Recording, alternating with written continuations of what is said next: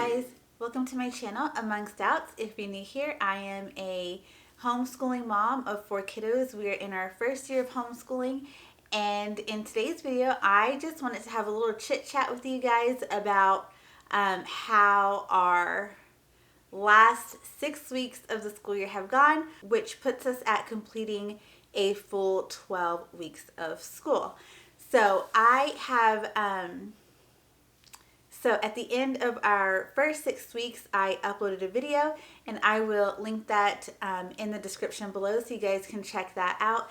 And then that will give you a little bit of context to what I'm talking about in this current 12-week update.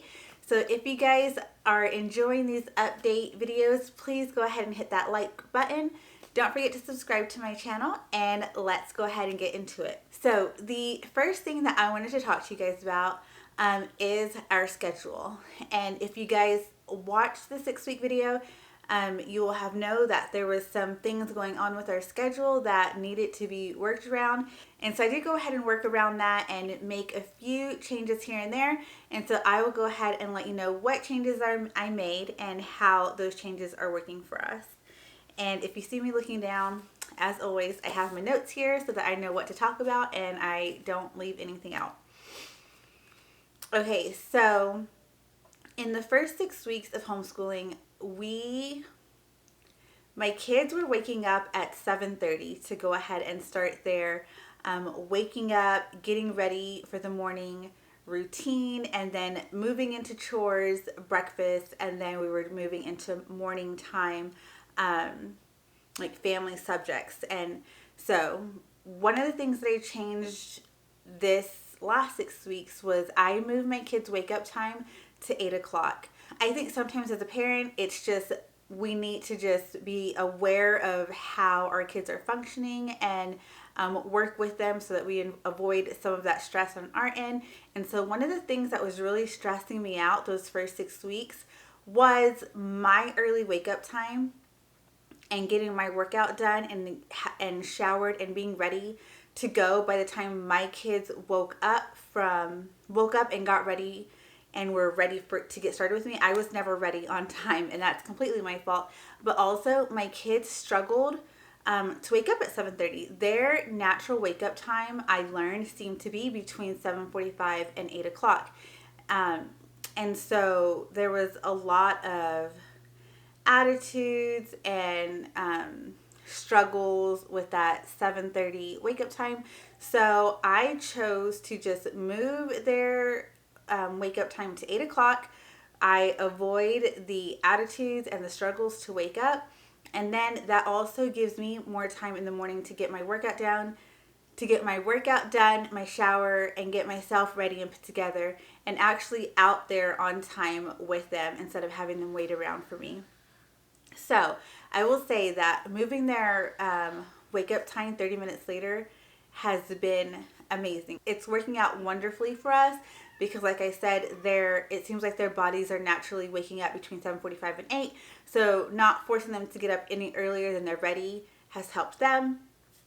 And again, it's also helped me by giving me a 30-minute longer window than what I had before. So I myself, instead of waking up between 6 and 6:30 to work out, I have now switched that up to be between 6:30 and 6:45.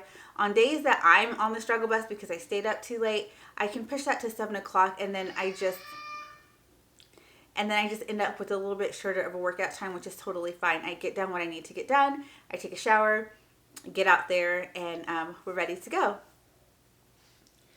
And so with that, the other thing that I changed, so I would love for the first thing that I do in the morning to be time with God. But just because of the way that our schedule works and how my body works, getting my workout in first thing in the morning is something that works better for me and my body. And so when I first wake up, I drink some water and I hit the treadmill or I hit the floor and I get my workout done.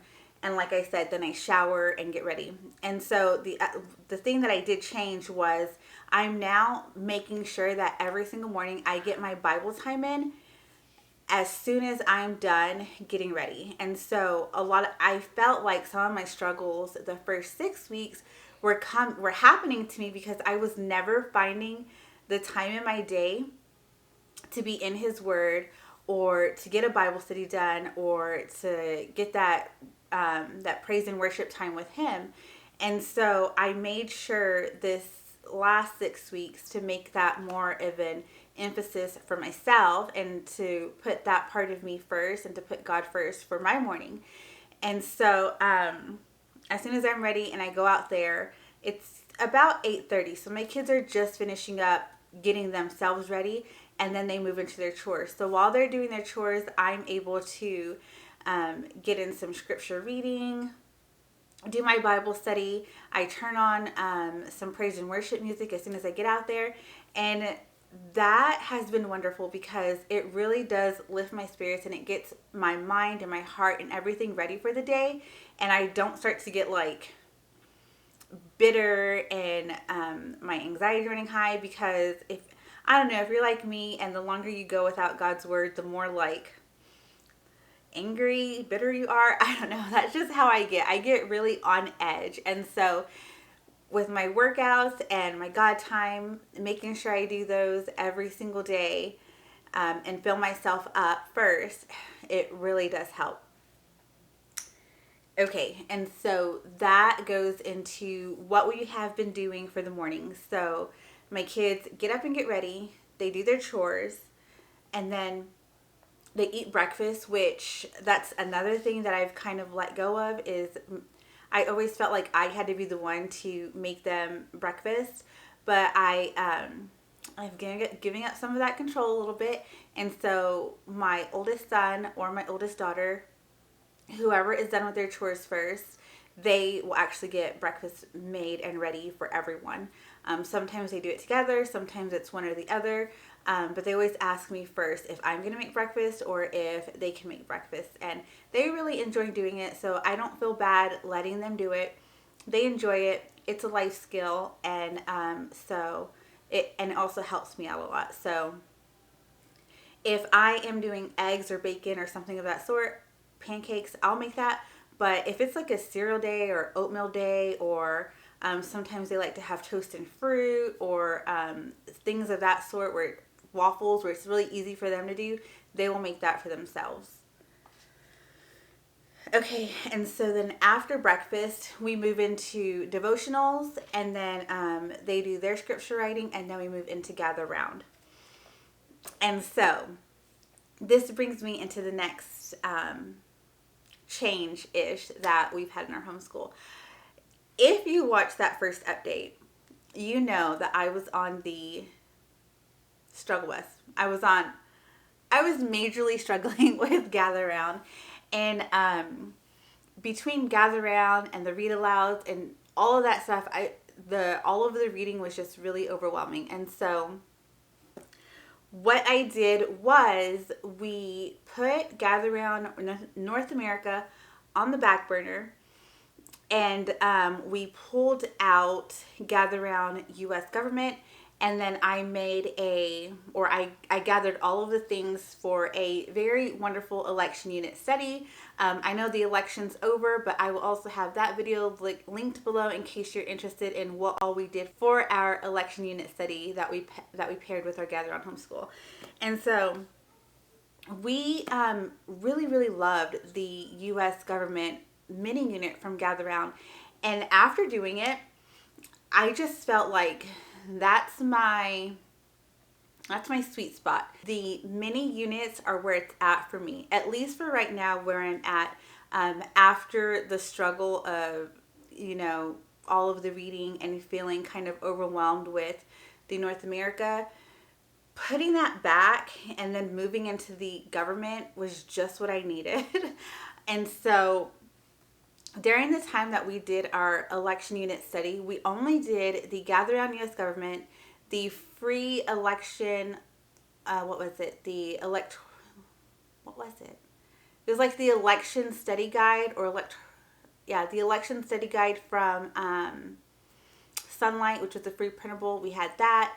And then I had some free printables, or not free, I had some that I paid for them, but I had some printables from Teachers Pay Teachers that were like election study lap books that we did. and then lots and lots of books and just learning from books that we were reading. And so we did that. We continued on with our CC memory work and all of our components with CC, and we continued with our math. So, oh, and language lessons for living education. We continued with that. And so everything else that you have seen me talk about, we didn't do during our election study period. So we didn't do any of the Evan Moore books. We didn't do, my older kids didn't do their Mazdas. We didn't do spelling UC. We didn't do any of that stuff. And it was really good. It was really light. We were really into it, and we really enjoyed that study. And so that took us about 4 weeks, I would say, 4 or 5 weeks. Our whole election unit study was about, I would say, I think 5 weeks. And then what we did was we had about 2 weeks left on our Gather Round North America. So as soon as we were done with our election unit study, we went back to our Gather Round and we completed the North America. And so it was nice to go back to it after like a break and getting ourselves refreshed and then going back to it and finishing it out. So we've only completed 2 Gather Round unit studies so far, which I thought we'd be further along, but it's totally fine. We have 2 done, North America, U.S. government, and we are currently in the middle of the U.S. History 1 mini unit, A New World, which is also really good. And I can link the video that I have all about that in the description box as well. So yes, we are absolutely loving the mini units that we've been getting from Gather Round. And all of the books that we read with our election unit study were really good. We loved all of them, but our favorite 2 were, and these 2 books really, really touched me. And it was so hard to finish reading them because throughout the story, I just had this big knot in my throat. And, you know, and you get that knot because you're just like, so, it's not that they were sad. They weren't sad, but they were just so empowering and so good. And it just made me want to cry because of where we've come from where we were, and you know the things that so many people have gone through for our right to vote. And so these two that were our favorite just had a huge knot in my throat, and my kids also really loved them, but they weren't ready to cry about it. But the first one was Lillian's Right to Vote, and I will insert a picture here of what that book looks like. And it was really, really good and inspiring. One, for she's an African American woman, and so the right to vote for African Americans, but also she is obviously a woman. So it was just that, like, woman's right to vote, African American right to vote. And so you just have like this, it was just so good. And then the second book, I didn't write the title down, so I don't remember the whole title, but I will have it, I will insert a picture up here so that you guys can see it. But it was Granddaddy's Turn to Vote, I think it was called. And that was also a really, really good book, really good book to read to my kids. Again, it's another book with African American characters and them getting their right to vote, but then there was also challenges that happened in it. And so it's really good. That one left me with a big lump. Both of them, they're so good, such good reads. I highly recommend them. You can read them anytime, but definitely whenever you're teaching your kids about voting, constitution rights or voting rights or anything like that, these are really good to have on hand in your collection. They were such good reads. Okay, so before I talk about all of the things that we are still currently loving in our homeschool, I wanted to talk about some things that we aren't currently using that we were using the first 6 weeks, and not necessarily because we don't like them, but we've kind of replaced them with a couple of other things.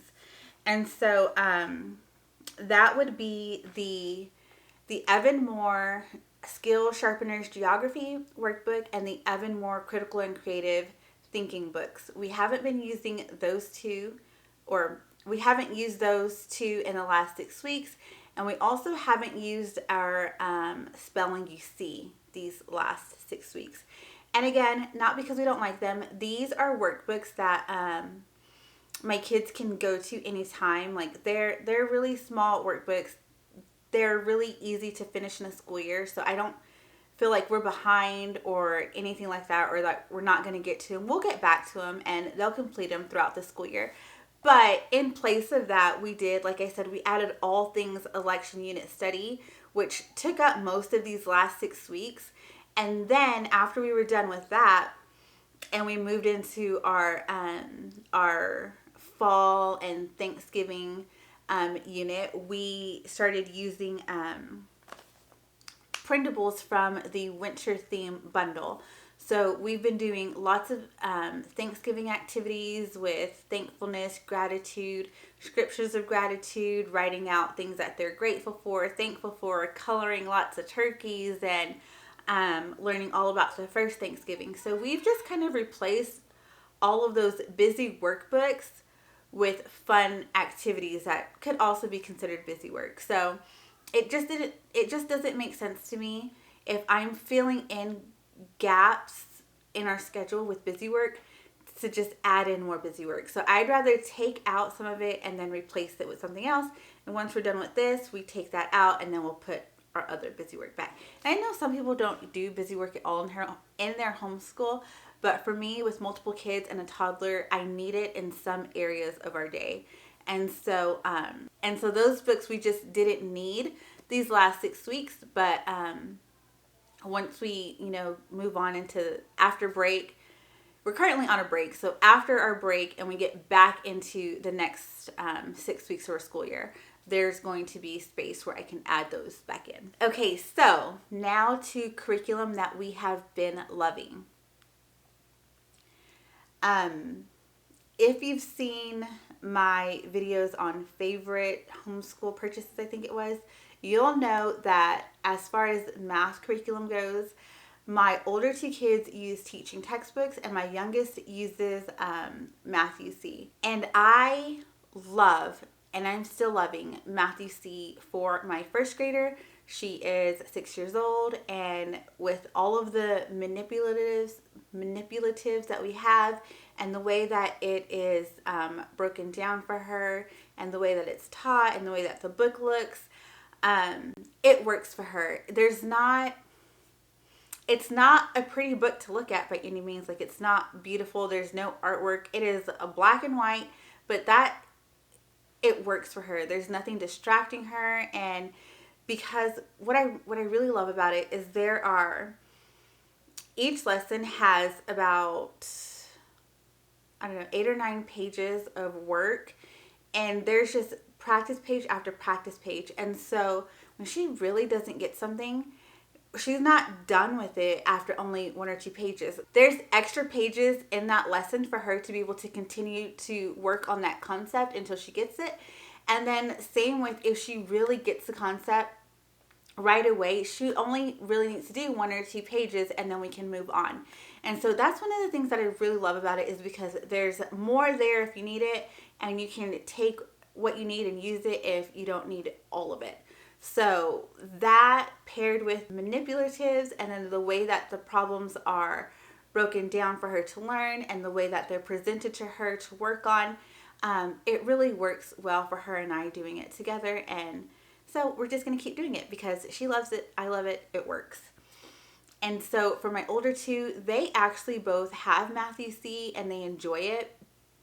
But teaching them all of the new concepts and also all of the grading, I mentioned in my first video, like that was a struggle for me, like with time, making sure that they were understanding everything and getting everything graded on time before they moved on.